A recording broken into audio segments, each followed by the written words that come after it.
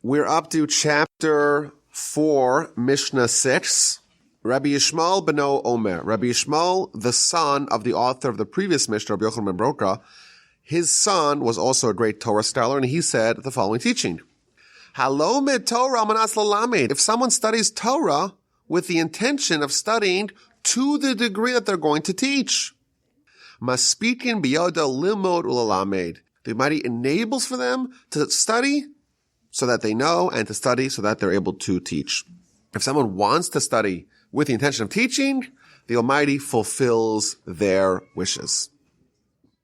V'halomid hamanas lasos. If someone studies not with the intention of teaching alone, but teaching and doing and observing and obeying and adhering, maspikim biyado lilmod ulalamed lishmar v'lasas. Then he is going to be availed from heaven to study and to teach and to observe and to guard and to obey. Okay, so he tells us that when someone studies, their intention that they have while they study matters. If someone's intention is to study for the sake of teaching, well, then they're able to unlock study for their own and teaching for others. Whereas when someone studies with the intention of doing, that's even greater. They're able to study for themselves, teach others, to guard and to do. I think the simple baseline explanation, and one that's referenced by many of the commentators, is that we, with our intentions, we get to choose the kind of life that we want to live. Or the Almighty facilitates us to get what we want. This is a very powerful idea. And the Talmud tells it as follows. The Talmud in the book of Malchus, page 10b, says that there's a principle that's such a foundational, fundamental principle of Jewish philosophy that you'll find references to it in all three parts of the Tanakh. In the Torah, the 5 books of Moses, in the prophets, and in the writings. It's such a foundational principle, it appears everywhere in Jewish scripture. And what is this very important principle? B'derech sh'adam rotzeh leilech molichim oto. In the path that a person wants to follow, that is the path that they will be led. We get to choose which kind of life we want to live. I want this path, or that path, or that path, or that path. I choose, and the Almighty will hold my hand and take me down the path that I choose. And again, we see this kind of partnership. The person wants to study, and then, okay, how do you want to study? What's the intention? What's the desire? What's the mode? So it depends. One person chooses this mode, and he gets that mode. The second person chooses the other mode, and they get the other mode. They choose what is the degree of achievement that they want to get with their studying. A similar related teaching in the Talmud, in the book of Yoma, page 39b, and it's found elsewhere in the Talmud. If someone wants to become pure, then they will be aided from heaven. If someone wants to become impure, then they will be availed to do so from heaven. Meaning that our free will choices are more than just specific, isolated questions of action. Maybe even more fundamentally, it's about what kind of life do you want to live. If we're striving to improve, if we want to be ascendant, if we want to have an upward trajectory, the Almighty will help us. If we want to have a downward spiritual trajectory, the Almighty will help us do that as well. Or the Almighty will facilitate it. It won't help us. The Almighty will enable that. We'll have the opportunities to achieve what our heart desires. Similarly over here, the same idea that if someone wants to choose study in this mode, they get that mode, and that's aided to them from heaven. And the second kind of study, maybe there's others, but the second kind of study someone wants to do, well, then they're able to unlock many more. What's not clear from the Mishnah is what exactly is meant by someone studying with intention of teaching and what is meant by someone who studies with intention of doing. And here's why. Because simply put, doing means to obey the laws. So what's maybe implied in the Mishnah is that the first person wants to study with intention of teaching. You may think that that's coming to the exclusion of doing. Meaning, this is the teacher who says, do as I preach, not as I do. I'm teaching you the laws. I myself am not going to do it, but I want you to do it. That's how you may read the Mishnah. Big mistake. All the commentaries point out that no. When someone studies with the intention of not actually doing what they're intending or what they're studying, that's someone who's trying to divorce God from Torah. That's someone who's trying to take the applicability of Torah and separate out the wisdom, the insight, the knowledge of Torah. And that's, of course, sacrilegious. That's one of the worst things that we could do, is to take God out of the Torah, take the divinity of Torah, take what makes the Torah absolutely powerful and beautiful and wonderful and amazing and divine and eternal and timeless. When someone says, okay, let's study this as any other discipline, but not in a way that is going to impact me, not in a way that's going to obligate me, not in a way that's going to filter into my life, that's a sin. So that's certainly not what's being mentioned over here. And therefore, even someone who is studying with the intention of teaching, of course, they personally are planning on doing whatever it is that they're studying. Well, if so, then what is the benefit of someone who studies with the intention of doing? If the first person who studies with the intention of teaching, if they also plan on doing it, then what benefit is there in the second person who wants to do? If the first person wants to do already, what is added by the second person who wants to do on top? What does that mean to the intention of doing? So one of the commentaries points out something very deep, a very deep insight. The net message of this teaching is that whatever someone wants to do, the Almighty will facilitate that. They want to study, the Almighty will facilitate that. They want to study to teach, the Almighty will enable that as well. They want to study with you to teach and to do, whatever that means. We'll talk about that in a second. The Almighty will enable that too. Well, what if the person has other inhibitors that are blockading their ability to study properly? Included in this Mishnah is a promise, say some of the commentaries, that the Almighty is going to clear away all the obstacles, all the impediments that are stopping us from achieving our goal. Doesn't mean that the Almighty will only enable us to understand it. No, He'll make our life conducive towards studying Torah. And they give a great story.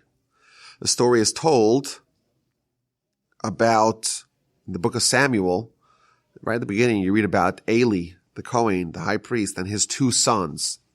And his two sons, they did a sin. It's not so clear what they did. You read the verse, it seems like they did something very heinous. You read the Talmud, it seems like it was something much less egregious and severe. But regardless, there is a curse that was levied upon the family, the house of Eli, that all their young men will die young. They won't live long lives.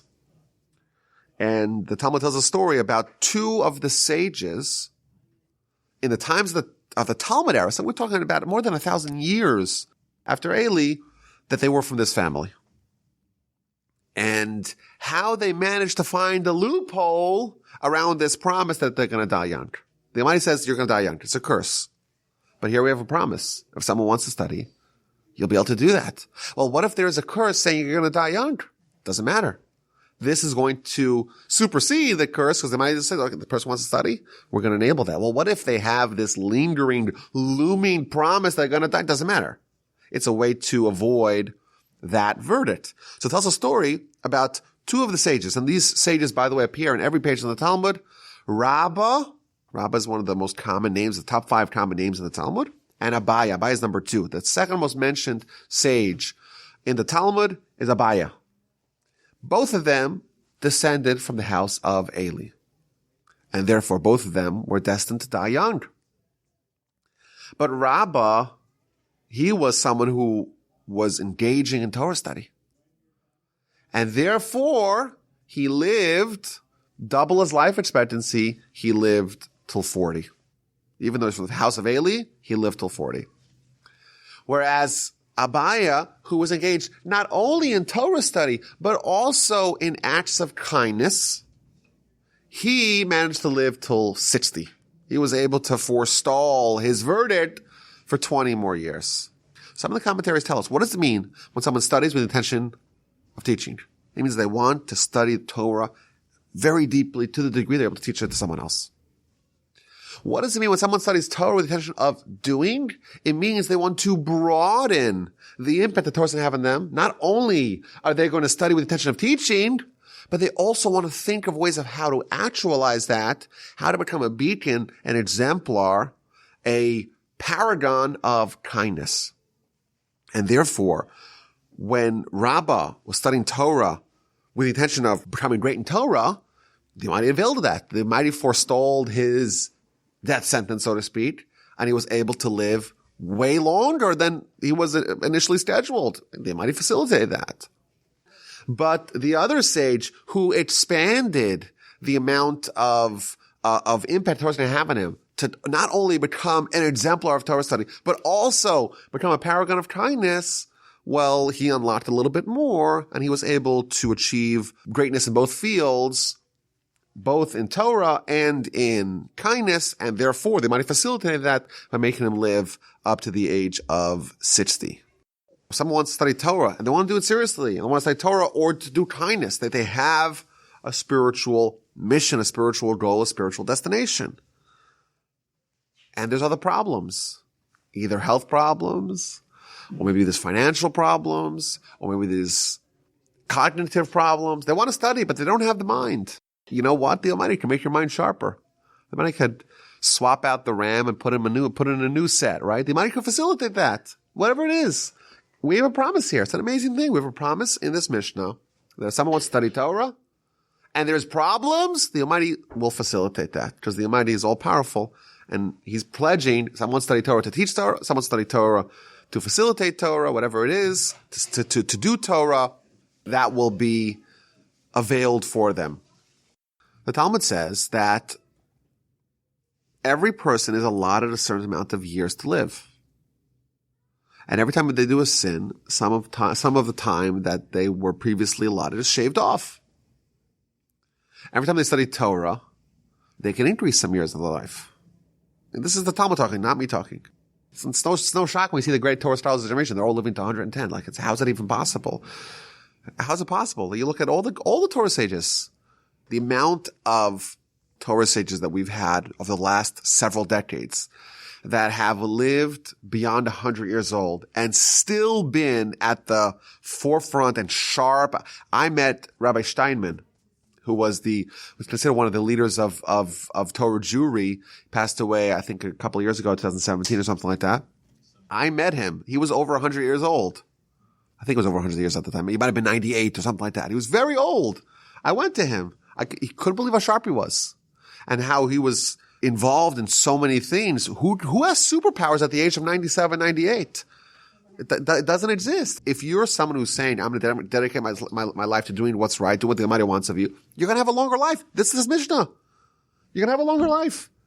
The Almighty will facilitate that. You want to study, you want to teach, you want to help, you want to build, and you're not going to sin, you're not going to shave off years of your life. This is the answer. The Almighty will enable that. Well, what if I'm supposed to die young? Or what if I'm supposed to die at 100? Maybe we could push the boundary to 110. Why not? Of course, it applies for the sons of Eli, because then we know for sure that they're supposed to die young. And we see people that were able to beat the curse, and each one of them, depending upon how much they were striving to achieve, that's how long they're able to live. I would imagine if someone's kind of mailing it in, but still studying, maybe they could push 20 to 30. Maybe. The Talmud says that there's several mitzvos that talk about, in scripture, that talk about lengthening your life. One of them, of course, is honoring your parents. You honor your parents, you have a long life. One of them is you send away the mother bird before you take the baby birds, and that too will lengthen your life. Says the Talmud.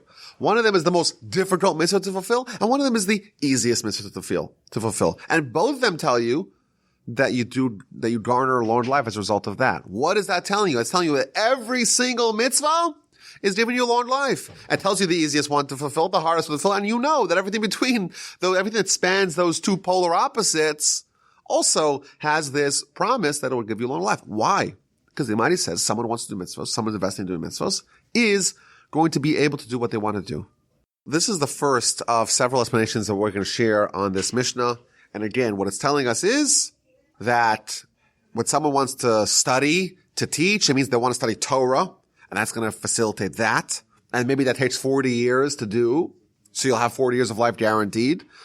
And then you have, even if you're supposed to die young, and then you have someone who wants to study with the intention of doing, and that's a broader goal, and that maybe takes 60 years at a minimum to do, and that's going to guarantee you 60 years of life. But the bottom line is that when someone is undertaking the responsibility of teaching, of studying, of doing, then the Almighty is going to clear away anything that may be an impediment towards achieving that goal.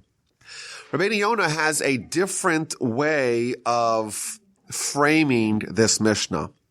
He explains that there's two kinds of learning. There's two kinds of study.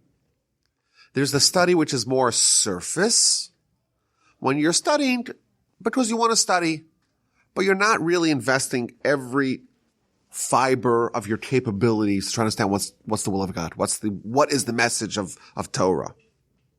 You want to study because you want to just absorb it, at your own pace, with your own investment, at your own time. You want to do it in a more leisurely fashion. And you know what? That's great. The Almighty will enable that. But if someone studies with the intention of doing, and the way he translates that is that if someone really, really, really wants to understand the truth and the essence of Torah, and they are willing to toil, this is his quote, for years and days to be able to understand even a small thing. Because after all, they want to understand the Almighty's Torah. And even if it's small, it's only small, in our eyes. If it's from the Almighty, everything is everything. Everything is gargantuan. They're willing to, because they're so committed to understanding the truth, that they're willing to toil and invest years and days to understand something even small. Behold, this person is trying to study with the intention of doing. He only desires to be as truthful, as doing as best as you could, to the best of your abilities, investing everything you can. That is the much higher level, and then you get everything. Because if someone wants to do the way it's defined over here, then they're able to study, to be able to teach, to be able to observe, to guard, and to do, and that really encompasses everything. And he's differentiating between two kinds of learning. We could learn and try to say, okay, this is nice. Or we could say, okay, I have the Almighty's Torah, I have the guideline, the guidebook, the entire blueprint for life, for everything. It's all there, and I want to do as best I could to immerse myself into it. And we have a promise, is that if that's your intention, you will achieve your aim, you will achieve your target, and you will unlock everything because you're putting in the effort. I want to mention maybe another angle of this teaching. I think the first words of this Mishnah really resonate. If someone studies the intention of teaching, you'll be able to do it. If you desire to teach and you put in the effort, you're guaranteed to be successful. Now, I think in general we have to realize that we have a mandate to not harbor the Torah for ourselves. Everything we study, we got to teach. In fact, there was a famous line that Reb Noach Weinberg used to always say: if you only learned Aleph, which is the first letter of the Hebrew alphabet, that's all you learned. You got to teach it. There's no minimum requirement of, now you can become a teacher. But I think here in this Mishnah, we discover that when someone has a desire to teach, they will be able to do it. They will unlock new portals. And I want to say, as someone that's been teaching for a long time, that this is true. And it's true in multiples of ways. Last week, I uploaded my 800th podcast, which is a nice achievement, right? Where did that come from? Well, I studied, and I studied to teach. But I'm telling you, I did not have the knowledge. I didn't have the abilities. I didn't have the tools to do it. I didn't. But I said, I'm going to do it. And I did it. And where did it come from? It's this Mishnah. Someone desires to teach, and they study with the intention of teaching, that will become possible. What was previously impossible became possible. How? Because the Almighty facilitated it.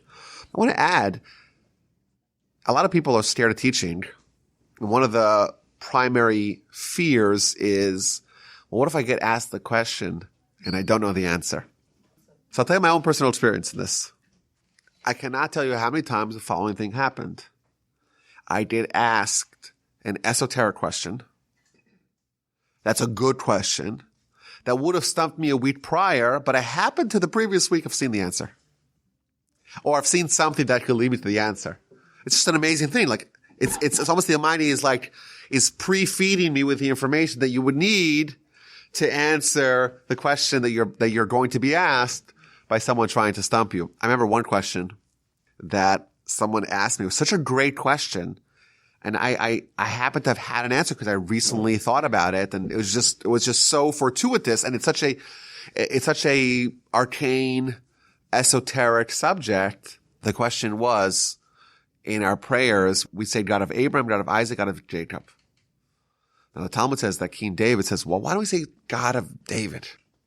That's a good question that he says. And the Almighty says, well, they were tested. You weren't tested. He's like, oh, test me. Oh, test you? Okay, here comes Bathsheba, and how'd that work out? That's what the Talmud says. But his question was, the person asked me this question, who, by the way, has since passed. He asked me, well, why don't we say the God of Moses? It's a good question. It would have stumped me a week beforehand, but I had the answer. I don't remember why, but I remember I had been in the neural pathways of engaging in something related to this that I think I had several answers to this question. Do you want to hear them? Yes. I think what I said was that, first of all, Abraham, Isaac, and Jacob there are forefathers. And therefore all of us are descendants of Abraham, Isaac, and Jacob, whereas Moses, it's already one family. That's I think probably the most correct answer. The problem is that King David wanted, and King David is already later on, and therefore that wouldn't be a legitimate answer. So I told him, I said, I think the answer is that when we say God of Abraham, God of Isaac, and Jacob, what we're in effect saying is that we want to ride their coattails. Abraham had a very close connection with God. Same thing with Isaac. Same thing with Jacob. These are people that invested a lifetime of work to create a close relationship with God. And they're, of course, our forefathers. And therefore, we, by invoking them, we're saying we want to latch onto their relationship that they had with the Almighty. Whereas what Moses did, Moses was greater than Abraham, Isaac, and Jacob. He transcended to a level of an angel. He becomes this otherworldly being almost, and in fact, like he has to walk around here with a mask. He's living so much in heavens that he's a foreigner here. He's more comfortable around the angels than around humans. The level of Moses, it's so beyond us, we can't even hope to latch onto that.